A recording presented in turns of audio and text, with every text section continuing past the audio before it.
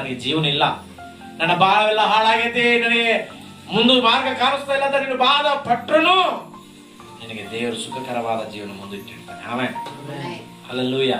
ಅದಕ್ಕೋಸ್ಕರ ಇವತ್ತು ವಾಕ್ಯ ಕೇಳುತ್ತ ನಿಮ್ಮ ಜೀವನದಲ್ಲಿ ನೀವು ದೇವರ ಸನ್ನಿಧಾನದಲ್ಲಿ ಕೂತುಕೊಳ್ಳಿರಿ. ಆಮೆನ್. ಪ್ರಾರ್ಥನೆಯಲ್ಲಿ ಕೂತುಕೊಳ್ಳಿರಿ. ನಿಮ್ಮ ಶರೀರ ಕರ್ಮಗಳೆಲ್ಲ ಬಿಟ್ಟು ಬಿಡು, ದೇವರಿಗೆ ಸ್ತೋತ್ರ ಮಾಡುವಾಗ ನಿಮಗೆ ಆತ್ಮ ಫಲ ಬಂದ್ಬಿಡ್ತದೆ. ಆತ್ಮ ಫಲ ಬಂದ್ರೆ ನಿಮ್ಮ ಸ್ವಭಾವ ಹೇಗಿದ್ದು ಗೊತ್ತಾ? ನೋಡ್ರಿ ಆಶ್ಚರ್ಯ. ಆಮೇಲೆ ನೋಡ್ರಿ, ಈಗ ನಾನೊಂದು ಮಾತು ಹೇಳ್ತೇನೆ. ಗಂಡ ಮಾತು ಕೇಳ್ತೇನೆ, ಹೇಳಿದ ಮಾತು ಕೇಳ್ತೇನೆ. ಅವಾಗ ಏನ್ ಮಾಡ್ಬೇಕು ಅಂತಂದ್ರೆ, ಬೈಬಲ್ ಹೇಳ್ತದೆ, ಸ್ತ್ರೀ ಒಂದು ಪ್ರವರ್ತನ, ಪವಿತ್ರ ಪ್ರವರ್ತನದಿಂದ ತನ್ನ ಜೀವನ ಬದಲಾವಣೆ. ಇವಾಗ ಗಂಡ ಮಾತು ಕೇಳ್ತಾರೆ, ಮನೆಗೆ ಬಂದಾಗ ನೀವು ಬೇಡ ಬೇಡ ಗಿಡಿ ಬೇಡ ಗಡೆ ಬೇಡ ಅಂತ ಬಾಯಿ ಮಾಡಬೇಡ, ಸುಮ್ಮನೆ ಇರು. ಇಷ್ಟು ದಿನ ಬಾಯಿ ಮಾಡಿದೆಯಾ, ಈಗ ಸುಮ್ಮನೆ ಇರು. ಆತರ ಬಂತ ನೀರು ಕೊಡು, ಅದ್ರ ನೀರಿಡು, ಅದ್ರ ಊಟ ಇಡು, ಸುಮ್ಮನೆ ಇರು. ನೀನು ಬಾಯಿ ಮಾಡಕ್ ಹೋಗ್ಬೇಡ. ಒಂದಿನ ನೋಡ್ತಾನೆ, 2 ದಿನ ನೋಡ್ತಾನೆ, 3 ದಿನ ನೋಡ್ತಾನೆ, ಏನಾಗಿತ್ತು ನನ್ನ ಹೆಂಡತಿಗೆ? ಯಾವಾಗಲೂ ಮನೆಗೆ ಬಂದಾಗಲ್ಲ ಲೊಲ್ಲ ಬಾಯಿ ಮಾಡೋ ಹೆಂಡತಿ ಏನೇ ಆಯ್ತು ಅಂತಂದ್ರೆ, ಆ ಎಮ್ಮ ಪ್ರಾರ್ಥನೆ ಮಾಡೋದು ನೋಡಿ, ಆ ಎಮ್ಮ ಸ್ವಭಾವ ನೋಡಿ, ಆ ಎಮ್ಮ ಪ್ರೀತಿ ತೋರಿಸೋದು ನೋಡಿ ಏನಾಗ್ತದೆ ಗೊತ್ತಾ? ಕುಡಿದು ಬರುವಂತ ಗಂಡ ಕುಡಿದು ಬರಲ್ಲ. ಯಾಕಂದ್ರೆ ನನ್ನ ಹೆಂಡತಿ ನಾನು ಯಾಕೆ ಮಾತು ತೋರಿಸ್ಬೇಕು ಅಂತೇಳಿ ಏನ್ ಮಾಡ್ತಾನ? ಸುಮ್ಮನೆ ಬಂದ್ಬಿಡ್ತಾನೆ. ಯಾಕೆ ಕುಡಿದು ಬರ್ತಾನೆ? ಮನೆಗೆ ಹೋದ್ರೆ ಏನು ಮಾತು ಕೇಳಲಾರ್ದೆ, ಆ ವಟ ವಟ ವಟ ವಟ ವಟ ಕೇಳಲಾರ್ದೆ ಎಣ್ಣೆ ಹಾಕೊಂಡ್ಬರ್ತಾನೆ. ಅಂದ್ರೆ ಒಬ್ಬರು ಬರಲ್ಲ, ಇನ್ನೊಬ್ಬರ ಜೊತೆ ಕರ್ಕೊಂಡ್ಬರ್ತಾನೆ. ಯಾವ್ದದು? ಎಣ್ಣೆ. ಆ ಎಣ್ಣೆ ಮಾತಿನಲ್ಲಿ ಬಂದು ನೀನು ಏನನ್ನ ವಟ ವಟ ನಾನು ನಿಜ ಮಾಡ್ಬಿಡ್ತೀನಿ.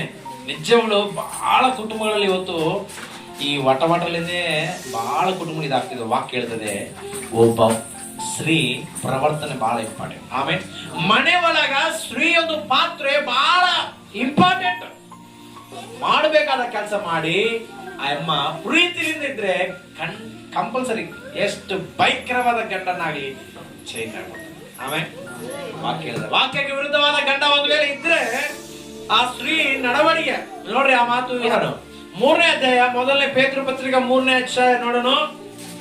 1ನೇ ವಚನ 2ನೇ ವಚನ ನೋಡಿದಾಗ ನಿಜವಾಗ್ಲಿ ಈ ಮಾತುಗಳು ಸ್ತ್ರೀಯರು ಅರ್ಥ ಮಾಡ್ಕೊಂಡ್ರೆ ಸಾಕು, ಅವರು ಗಂಡ ಹೆಂಗಣ್ಣಿರ್ಲಿ ಒಂದು ವಾರ ಒಂದು ತಿಂಗಳಿಗೆ ಬದಲಾವಣೆ ಮಾಡೇ ಮಾಡ್ಬಿಡ್ತಾರ. ಆಮೇಲೆ ನೋಡ್ರಿ, ಅದೇ ರೀತಿಯಾಗಿ ಸ್ತ್ರೀಯರೇ ನಿಮ್ಮ ಗಂಡಂದರಿಗೆ ಅಧೀನರಾಗಿರಿ. ಫಸ್ಟ್ ಅವರಲ್ಲಿ ಕೆಲವರು ದೇವರ ವಾಕ್ಯಕ್ಕೆ ಅವಿಧೇಯರಾಗಿದ್ರು ನೀವು ನಿರ್ಮಲವಾಗಿರ್ರಿ, ಭಯಭರಿತರಾಗಿಯೂ ನಡೆದುಕೊಳ್ಳುವುದನ್ನು ಅವರು ನೋಡಿ ವಾಕ್ಯೋಪದೇಶ ಇಲ್ಲದೆ ತನ್ನ ಹೆಂಡತಿಯರಾದ ನಿಮ್ಮ ನಡತೆಯಿಂದಲೇ ಸನ್ಮಾರ್ಗಕ್ಕೆ ಬರ್ತಾರೆ. ಆಮೇಲೆ ಅದೇ ಒಳ್ಳೆ ಮಾರ್ಗಕ್ಕೆ ಬರ್ಬೇಕಾದ್ರೆ ಫಸ್ಟ್ ಏನ್ ಮಾಡ್ಬೇಕಾ? ಸ್ತ್ರೀ ಒಂದು ನಡವಳಿ ಚೆನ್ನಾಗಿರ್ಬೇಕು. ಆಮೇಲೆ ವಾಕ್ಯ ಹೇಳದ ಅವಶ್ಯಕತೆ ಇಲ್ಲ. ವಾಕ್ಯ ಹೇಳಿ ಮಾರು ಮನಸ್ಸು ತರಿಸೋದು ಬೇಕಾಗಿಲ್ಲಂತೆ. ಸ್ತ್ರೀಯರ್ ಫಸ್ಟ್ ಗಂಡಗೆ ಆಧೀನರಾಗಿರ್ಬೇಕು. ಆಮೇಲೆ ಗಂಡ ಏನು ಹೇಳ್ತಾನ ಅದನ್ನು ನಾವು ಮಾಡಕ್ ರೆಡಿ ಆಗಿರ್ಬೇಕು. ಗಂಡ ಅಂದ್ರೆ ಭಯ ಭಕ್ತಿ ಉಳ್ಳವರಾಗಿರ್ಬೇಕು. ಭಯ ಪಡಬೇಕಂತ ಹೇಳಿದ ಎದುರು ಮಾತಾಡ್ಬೇಕಂತ, ಭಯಭರಿತರಾಗಿರ್ಬೇಕು. ಅವಾಗ ಗಂಡ ಕೂಡ ಏನಾಗ್ತಿತ್ತು ಗೊತ್ತಾ? ಅರೆ ಇಷ್ಟು ದಿನ ನನ್ನ ಮೇಲೆ ಎದುರು ಮಾತಾಡಿ ಎದುರು ಬಂದು ನನ್ನ ಮೇಲೆ ಬಂದು ಜಗಳಾಡಿ ಇಷ್ಟೆಲ್ಲ ಮಾಡಿದ ನನ್ನ ಹೆಂಡತಿಗೆ ಏನಾಗಿತ್ತು? ಎಷ್ಟು ಸೈಲೆಂಟ್ ಆಗೈತಲ್ಲ, ಎಷ್ಟು ನಿಮ್ಮಲವಾಗೈತಲ್ಲ, ಏನಪ್ಪ ಇದು ಕಥಂದಾಗ ಅವರಲ್ಲಿ ಕೂಡ ಮಾರು ಮನಸ್ಸು ಬರುತ್ತೆ. ಆಮೇಲೆ ವಾಕ್ಯ ಹೇಳೋದು ಬೇಕಾಗಿಲ್ಲ, ಪ್ರಾರ್ಥನೆ ಮಾಡೋದು ಬೇಕಾಗಿಲ್ಲ. ನೀವು ಸರಿಯಾದ ಜೀವನ ಒಳಗಾಗಿದ್ರೆ ಆಮೇಲೆ ಅವನು ದುರ್ಮಾರ್ಗನಾಗಿರ್ಲಿ, ವಾಕ್ಯಕ್ಕೆ ವಿರುದ್ಧನಾಗಿರ್ಲಿ, ಅವನು ಎಷ್ಟು ಭಯಂಕರವಾದನಾಗಿರ್ಲಿ, ಒಂದೇ ಜೀವನ ನಿಮ್ಮ ನಡವಳಿಯಿಂದ ಅವನು ಕಳ್ಕೊಂಬರೋದು. ಆಮೇಲೆ ಅಲ್ಲೆಲ್ಲೂಯ್ಯ ಕುಟುಂಬಗಳೆಲ್ಲ ಸಮಾಧಾನ ಶಾಂತಿ ಇರ್ತಾವೆ. ಇಲ್ಲ ಅಂತಂದ್ರೆ ಅದಕ್ಕೆ ಬೈಬಲ್ ಹೇಳ್ತದೆ ಏನಂದ್ರೆ, ಜ್ಞಾನೋಕ್ತಿಗೆ ಅಂದ್ರೆ 14ನೇ ಅಧ್ಯಾಯ 1ನೇ ವಚನದಲ್ಲಿ ಓದೋದು ನಾನು ಹೇಳ್ತೇನೆ, ತೆಗಿಬೇಡಿ. ಜ್ಞಾನಿವಂತಿ ಆಗಿದ ಸ್ತ್ರೀ ತನ್ನ ಮನೆಯನ್ನು ಕಟ್ಟಿಕೊಳ್ಳುವುದು, ಬುದ್ಧಿ ಹೇಳಲು ತನ್ನ ಮನೆಯನ್ನು ತನ್ನ ಕೈಯಾರ ಜ್ಞಾನ ಏನ್ ಮಾಡ್ತಾನೆ? ಜ್ಞಾನವಂತಿಯು ತನ್ನ ಮನೆಯನ್ನು ಕಟ್ಟಿಕೊಳ್ಳುವುದು. ಕಟ್ಟಿಕೊಳ್ಳುವಳು. ಜ್ಞಾನಹೀನಳು ಅದನ್ನು ಸ್ವಂತ ಕೈಲಿಂದೆ ಗಂಡ ಬಂದಾಗ ಜಗಳ ಸ್ಟಾರ್ಟ್ ಆಗುತ್ತೆ, ಬಂದಾಗ ಜಗಳ ಸ್ಟಾರ್ಟ್ ಆಗುತ್ತೆ. ಇದೆಲ್ಲ ಮಾಡಿದ್ರೆ ನಿಜವನ್ನ ಹೇಳ್ತೀನಿ ನೋಡಿ, ಸಮಾಧಾನ ಅಲ್ಲಿ ಇರಲ್ಲ. ನಾನು ಒಂದು ಮಾತು ಹೇಳ, ನಿಜವಾಗ್ಲು ಎಲ್ಲ ಸ್ತೋತ್ರ ಹೇಳ್ತೀರಾ? Hallelujah, hallelujah. ನೀವು ಮನೆಯಲ್ಲಿ ಸಮಾಧಾನವಾಗಿದ್ದಾರಂದ್ರೆ ಅಲ್ಲಿ ಸಮಾಧಾನ ಕಾಣಬೇಕು. ಯಾರಿರ್ತಾರೆ? ಸಮಾಧಾನ ಪ್ರಭು ಅಲ್ಲಿದ್ದು ನಿಮ್ಮನ್ನು ಮರೆಯಷ್ಟು ಸಮಾಧಾನ ಪಡಿಸ್ತಾರೆ. ನೀವು ಮನೆಯಲ್ಲಿ ಜಗಳ ಆಡ್ತಿದ್ರೆ ಅಲ್ಲಿ ಸಮಾಧಾನ ಪ್ರಭು ಇರಲ್ಲ. ಜಗಳ ಆಡುವಂತ ಆತ್ಮ ಬಂದಲ್ಲಿ ಅದು ಇನ್ನಷ್ಟು ನಿಮ್ಮನ್ನು ಏನ್ ಮಾಡಬೇಕಾ? ಜಗಳ ಪ್ರೇರೇಪಿಸಿ, ಜಗಳ ಮಾತು ಮಾತು ಮಾತು ಮಾತು ಮಾತು ಮಾತು ಮಾತು ಮಾತು ಎಬ್ಬಿಸಿ ಇನ್ನೂ ಜಾಸ್ತಿ ಜಗಳ ಎಬ್ಬಿಸಿ, ಗಂಡ ಹೆಂಡತಿಗಾಗಲಿ, ಮಕ್ಕಳಿಗಾಗಲಿ, ಬಂಧು ಬೀಗರಾಗಲಿ, ಯಾರಿಗಾಗಲಿ. ಅದಕ್ಕೆ ಆದಷ್ಟು ನಮ್ಮ ಮನೆಯಲ್ಲಿ ಏನಿರ್ಬೇಕಂದ್ರೆ ಸಮಾಧಾನವಾಗಿರ್ಬೇಕು. ಆಮೇಲೆ ಶಾಂತಿ ಉಳ್ಳವರಾಗಿರ್ಬೇಕು. ಒಬ್ಬರು ಸಿಟ್ಟು ಬಂದರ ಒಬ್ಬರು ಸುಧಾರಿಸ್ಕೊಂಡು ಹೋಗ್ಬೇಕು, ಒಬ್ಬರು ಸಿಟ್ಟು ಬಂದರೆ ಇನ್ನೊಬ್ರು ಸುಧಾರಿಸ್ಕೊಂಡು ಹೋಗ್ಬೇಕು. ಯಾಕಂದ್ರೆ ಎದುರು ಬಂದಾಗ ಮಾತು ಮಾತು ಬಂದಾಗ ಅಲ್ಲಿ ಪ್ರಭು ಇರೋದಿಲ್ಲ.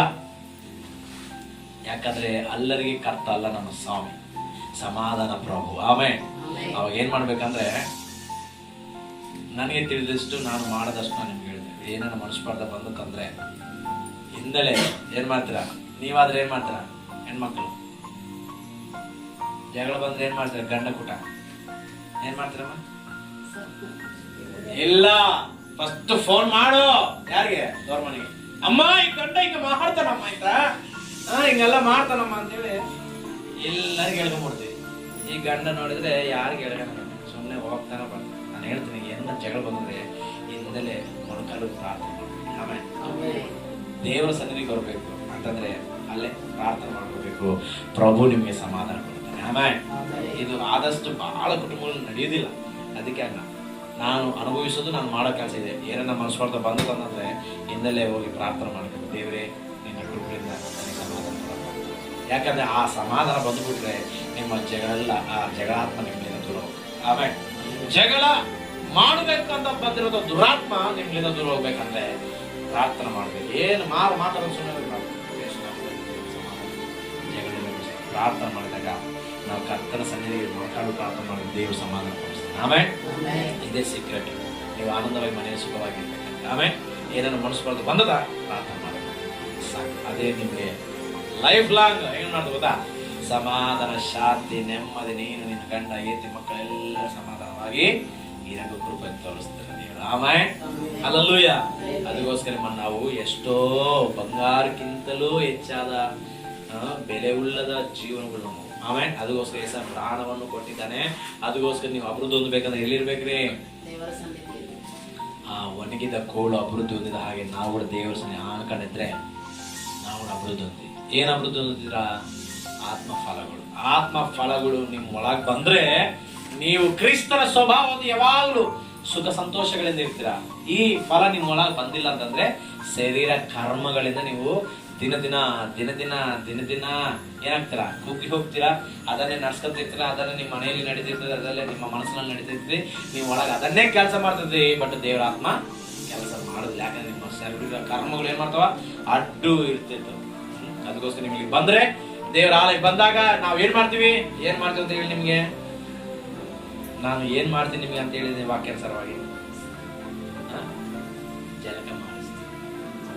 ಜಲಸ ಅಂದ್ರೆ ವಾಕ್ಯದಿಂದ ನಿಮ್ಮ ಶರೀರ ಕರ್ಮಗಳು ಒಂದೊಂದು